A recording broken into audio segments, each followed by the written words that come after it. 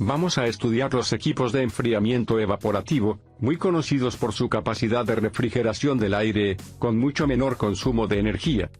Empecemos diciendo que los equipos de enfriamiento evaporativo son sistemas que ponen en contacto una corriente de aire con otra corriente de agua, para lograr disminuir la temperatura del aire, mediante la evaporación de parte del agua.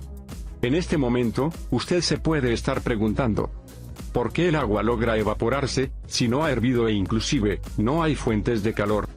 Pues bien, esta parte es clave para entender el funcionamiento de los equipos de enfriamiento evaporativos. Vamos a explicarlo con los siguientes pasos. 1. El agua está formada de moléculas. Estas moléculas se están moviendo rápidamente cuando las calentamos, y al hervir adquieren la suficiente velocidad para separarse unas de otras y volar hacia el aire.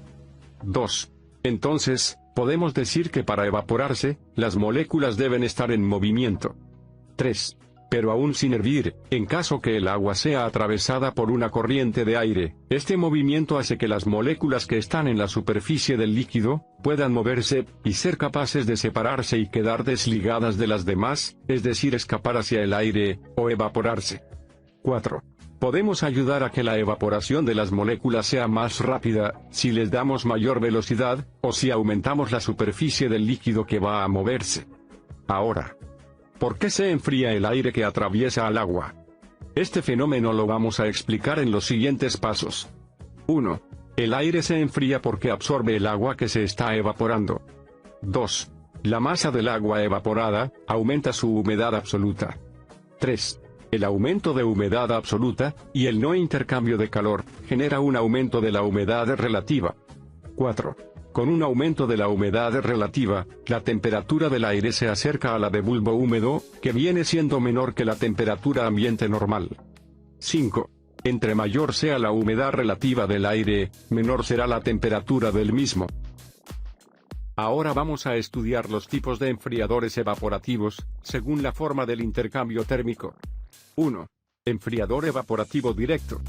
A. Los enfriadores evaporativos directos, también conocidos como enfriadores de pozo, son los más usados. B.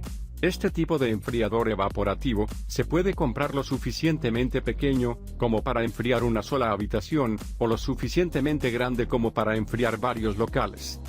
C.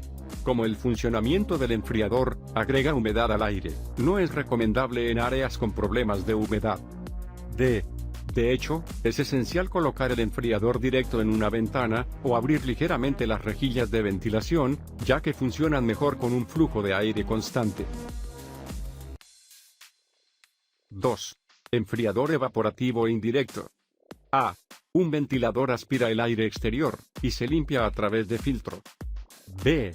En el intercambiador de calor, se humedece una parte del aire aspirado hasta el nivel de saturación, es decir, hasta el 100% de humedad relativa. C. Esta parte del aire absorbe toda la humedad, y por lo tanto se enfría hasta la temperatura de condensación. D. Después el aire a menor temperatura, se pone en intercambio de calor con el aire no humedecido. E. La parte del aire no húmedo, también se enfría hasta la misma temperatura de condensación sin absorber humedad. F. La parte humidificada del aire es aire procesado, y ya no se puede usar. G. El enfriamiento evaporativo indirecto es especialmente recomendable para sitios con media alta temperatura y baja humedad relativa. H. Como se imparte menos cambio a la humedad interior, este tipo de enfriamiento es apropiado para áreas más húmedas. Y, por lo general, los sistemas indirectos se utilizan en aplicaciones más grandes, como almacenes y grandes establecimientos. 3. Enfriador evaporativo de dos etapas. A. Como su nombre lo indica, los enfriadores evaporativos de dos etapas combinan tecnologías de enfriamiento evaporativo indirecto y directo. B. Por esto, el aire se puede hacer más frío que los enfriadores evaporativos directos o indirectos. C. Además, este aire más frío se produce con más eficiencia energética. D. Primero, el aire pasa a través de un sistema de enfriamiento indirecto, que enfría el aire interior sin agregarle humedad. E.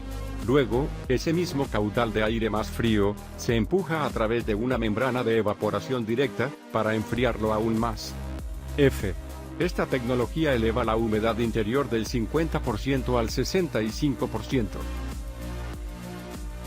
Ahora vamos a estudiar los tipos de enfriadores evaporativos según su montaje.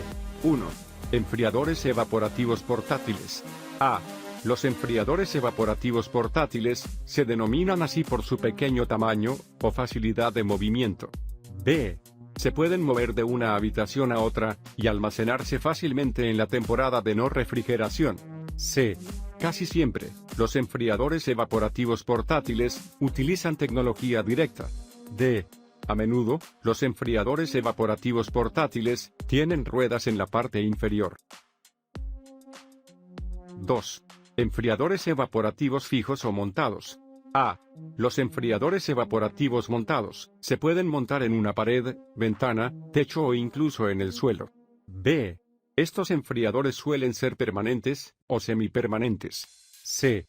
Son demasiado pesados para moverlos fácilmente, se atornillan en su lugar durante todo el año. D.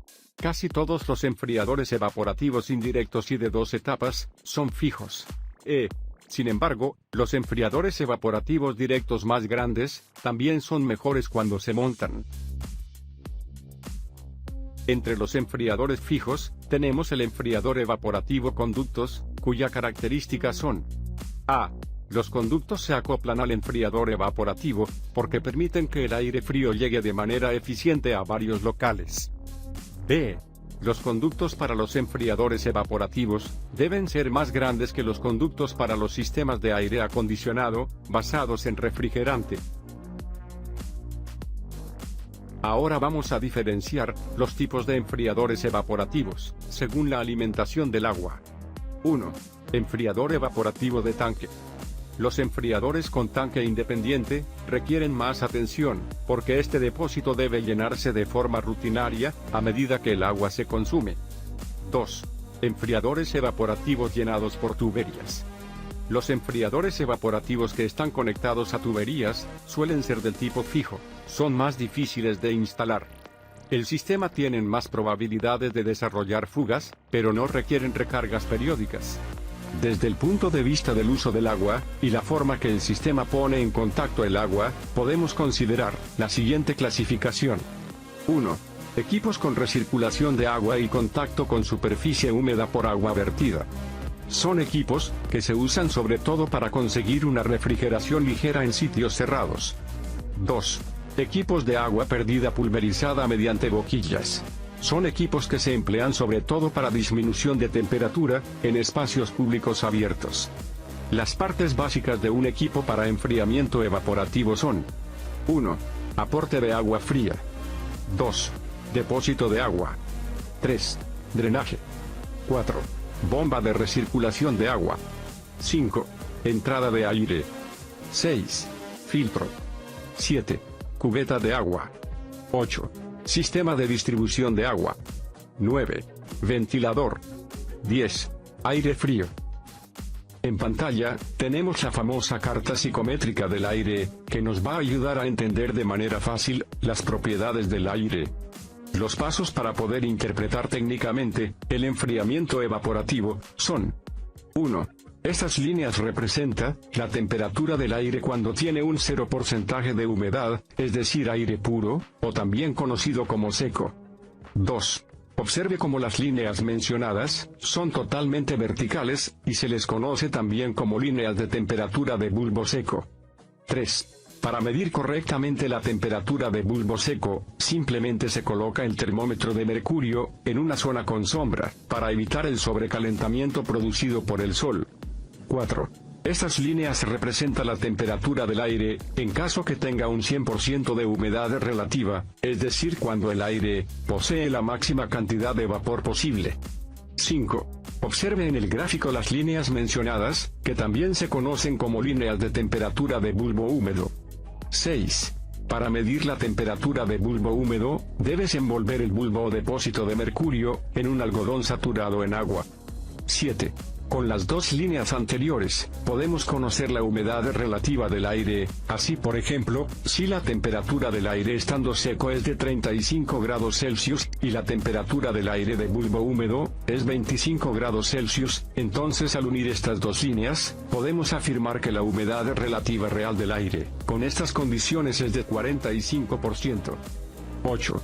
Estas líneas que están aquí, representan la energía del aire. El valor de energía cambia cuando el aire recibe calor, o lo pierde. Observe la inclinación de estas líneas. A este valor de energía se le conoce en el gráfico como entalpía. 9. Entonces ahora imaginemos que vamos a pasar una cantidad del aire anterior, que tiene una humedad de 45%, a través de una cortina con agua, de un sistema de enfriamiento evaporativo. 10. Parte del agua recibe el movimiento del aire. Este movimiento hace que las moléculas de agua empiecen a vibrar. 11. La vibración de las moléculas puede proporcionar la energía suficiente para que éstas abandonen el agua líquida y se conviertan en vapor. 12. Como el agua está pasando hacia el aire, en forma de vapor, esto hace que su humedad aumente. 13. Observemos que el aire tiene prácticamente la misma energía, pues no hay un intercambio de calor importante. 14. Como la humedad relativa aumenta, ahora vamos a tener una nueva temperatura del aire. Esta temperatura la podemos buscar con las siguientes líneas. 15. Ahora la nueva temperatura del aire es de 27 grados Celsius, ya que el punto se encuentra entre 25 y 30 grados Celsius. Gracias por acompañarnos.